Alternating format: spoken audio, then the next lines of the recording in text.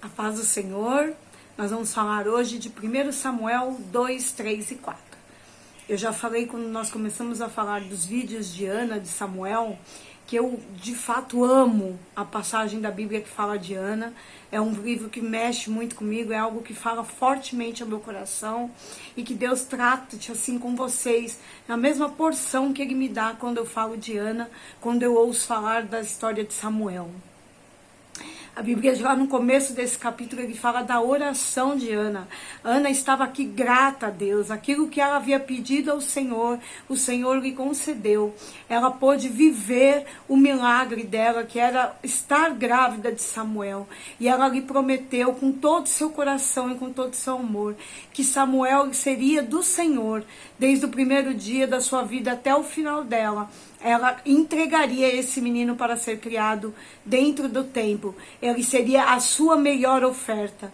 E ali, mesmo ela dando como mãe, nós entendemos o quanto deve ter sido doloroso. Mas aqui, no cântico de Ana, não parece ter tido dor. Ao contrário, ela somente ficou feliz. A Bíblia diz que ela exultou no Senhor, ela engrandeceu o Senhor, ela se alegrou no Senhor por conta daquilo que ela estava fazendo.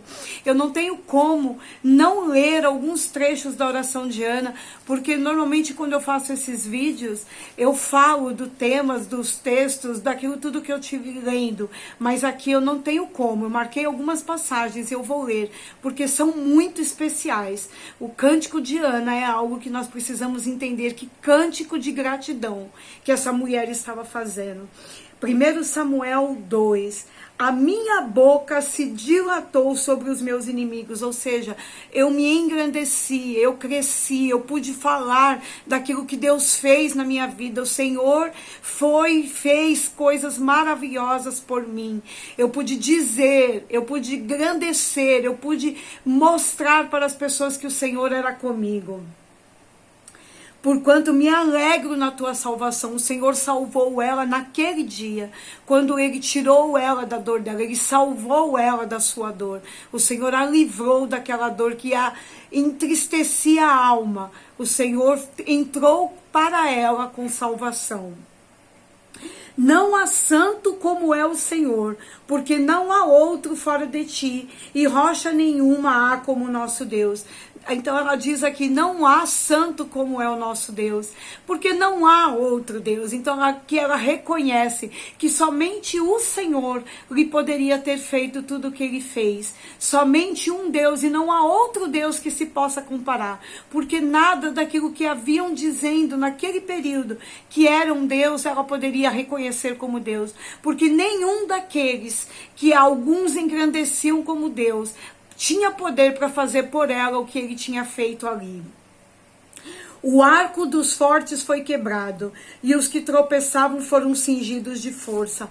Os arcos dos fortes foram quebrados, ou seja, as armas que eram feitas, armadas contra ela, aquilo que havia sido possível lutarem contra a vida dela, estava quebrado, e os fracos foram cingidos de força.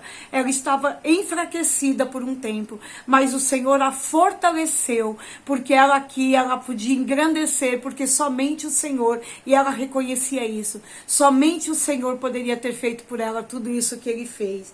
O Senhor é o que tira a vida e a dá, faz descer a sepultura e faz tornar a subir dela.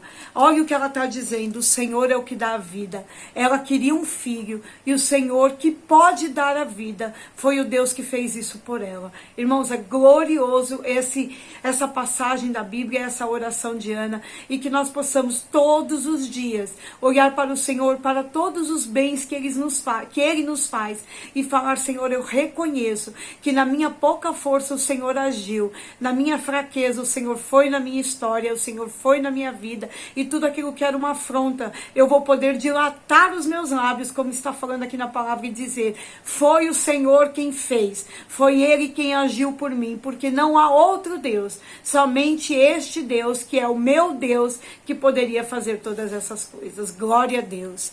Na sequência desse capítulo, Samuel ia crescendo, o menino ia crescendo, e o costume que Ana e Eucana tinha de ir anualmente ao templo para adorar ao Senhor, em colocar ofertas ao Senhor, esse continuava.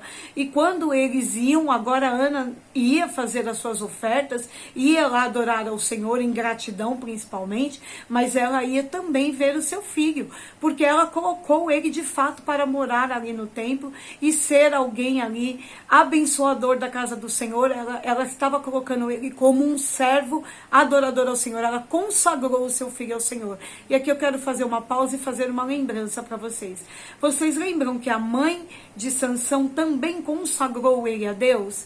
E o Senhor deu um talento especial a Sansão, que era que ele tivesse uma grande força.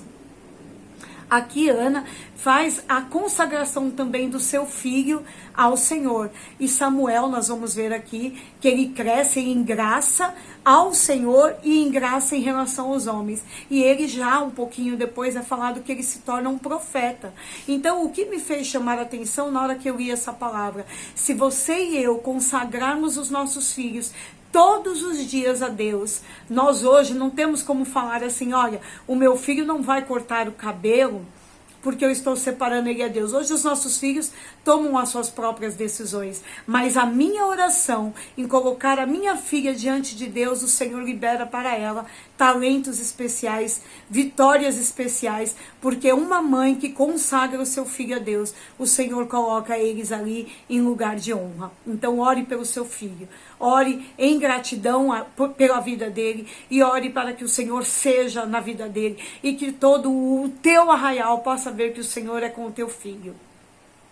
Aqui a Bíblia diz que Samuel ia crescendo, ele ainda era um mancebo, que é um jovem, mas ele já era alguém que agradava tanto a Deus quanto também aos homens. E ao próprio Eli, que era o sacerdote que morava na casa dele, que ele morava na casa de Eli.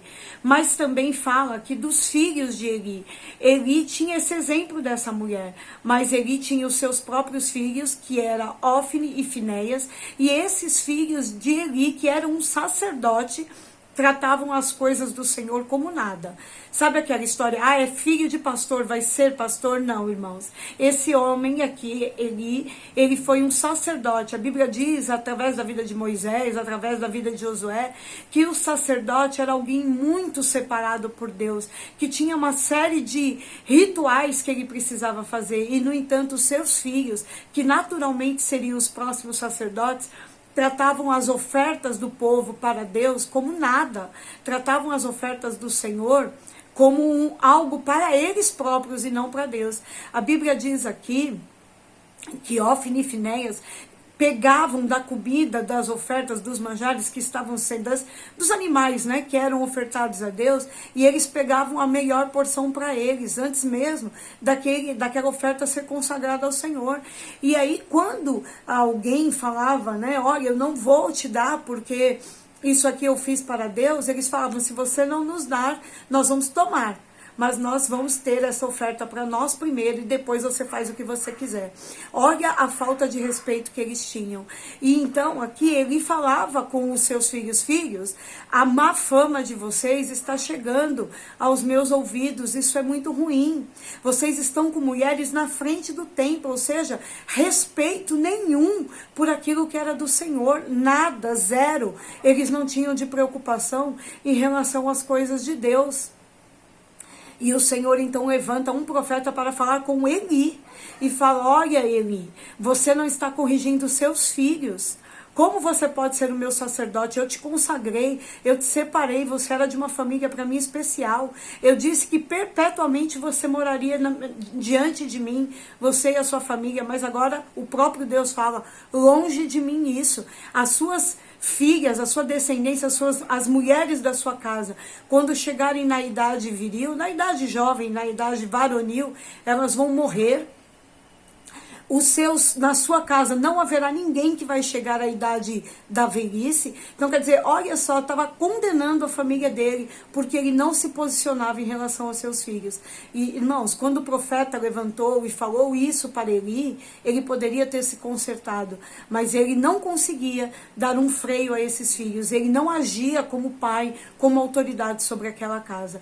E aí a importância também de nós falarmos, olha, Deus é Deus, Senhor é Senhor, e eu fui colocada como autoridade aqui, neste lugar, preciso que você respeite e honre a mim, seu pai. E então, assim, aqui não foi feito, na Bíblia não foi feito ali na casa de Eli, e ele ia pagar um preço muito caro por conta disso. Na sequência, então, desse capítulo também, tem uma parte que fala que ele está dormindo, e o Senhor, então, chama a Samuel. Só que, olha, Samuel era crescido dentro do templo, mas a Bíblia diz assim, mas Samuel ainda não conhecia a voz do Senhor.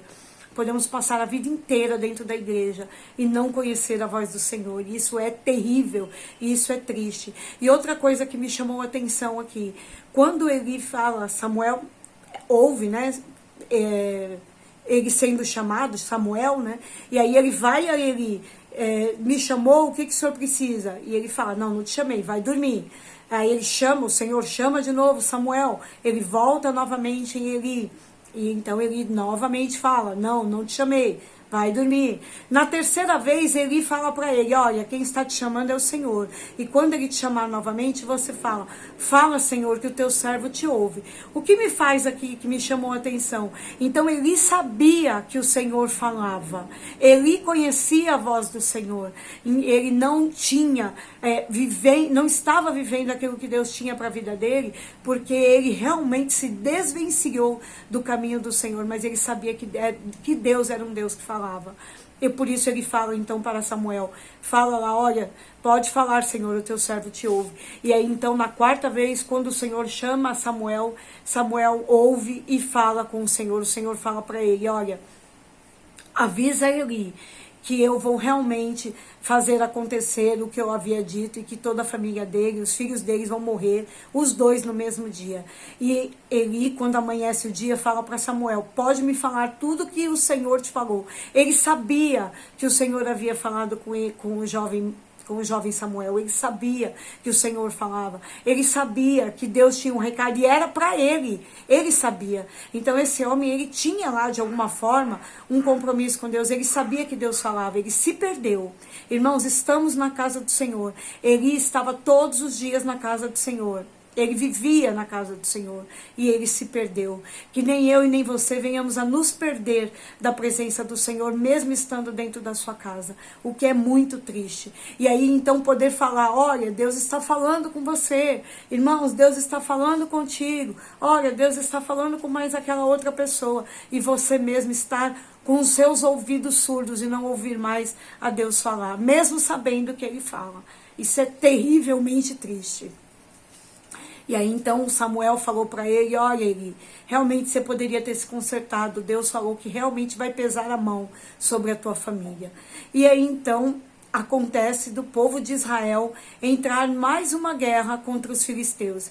E eles ali estão perdendo essa guerra. E Ofni e Finéias, que não tem respeito nenhum por aquilo que era sagrado e consagrado a Deus, pegam a arca da aliança e levam para o meio do arraial. E nem Eli impede que isso seja feito. Lembra lá no tempo da lei o quanto o Senhor é detalhista do como e de que forma e aonde que a arca pode estar? Não era bagunça, não era para a arca estar em qualquer lugar. Os próprios filisteus tinham medo. Eles ficaram apavorados de saber que a arca estava no meio do arraial, porque eles falaram, este Deus é um Deus muito poderoso, esse é um Deus que acabou com o Egito, esse é um Deus que olha pelo seu povo, e agora este Deus está no meio do arraial. Mas o Senhor já não estava mais guerreando por Israel, porque eles haviam se perdido ali. E é permitido então que a arca seja tomada pelos filisteus. E quando volta um benjamita, na verdade, até Eli, desesperado, e fala, olha, a arca foi levada dos seus filhos, e os seus 2 filhos foram mortos. Eli, ao ouvir aquelas palavras, se desespera, e ele cai, e seu pescoço é quebrado, e ele morre. E a sua nora, a esposa de Finéias, ela ouve toda essa história, e ela estava grávida, e ela entra em trabalho de parto, e ela tem ali o seu filho. E olha o nome que ela dá a esse filho, Icabod. A glória do Senhor se foi. Meu Deus, imagina a dor que essa mulher estava de tristeza ao saber que seu marido, seu filho, seu sogro haviam morrido, e que seu filho estava nascendo no meio desta situação toda. realmente não era para se alegrar. Imagino também o peso de carregar um nome desse para essa criança. A glória do Senhor se foi. Mas quando a glória do Senhor se foi porque eles não responderam com responsabilidade e com submissão à vontade de Deus. Queridos, você vai ser muito julgado por você querer fazer da sua vida uma vida ao altar do Senhor. Vai acontecer, mas também vai ser muito ruim se você estiver dentro da casa do Senhor e você não estiver mais ouvindo a voz do Senhor, ou sabendo que Deus está falando, você não se submeter mais à vontade dele. Tem preço, queridos, tem preço. E não é um preço doce de se viver ou de se pagar. Precisamos entender que o Senhor é real, ele é verdadeiro e ele não mente, ele não foge daquilo que ele mesmo declara. Então, quando ele te avisar para algo que você está fazendo, seja prudente, reconheça e volte. Volte ao começo, volte ao início, para que você possa fazer direito. Vão te julgar por você querer mudar a sua rota. Não tem problema não. Seja julgado por homens, mas não seja julgado por Deus, em nome de Jesus. Amanhã eu volto com a sequência desses capítulos de 1 Samuel, que é um livro muito profundo e que tem muito a nos ensinar. Fiquem todos na paz do Senhor.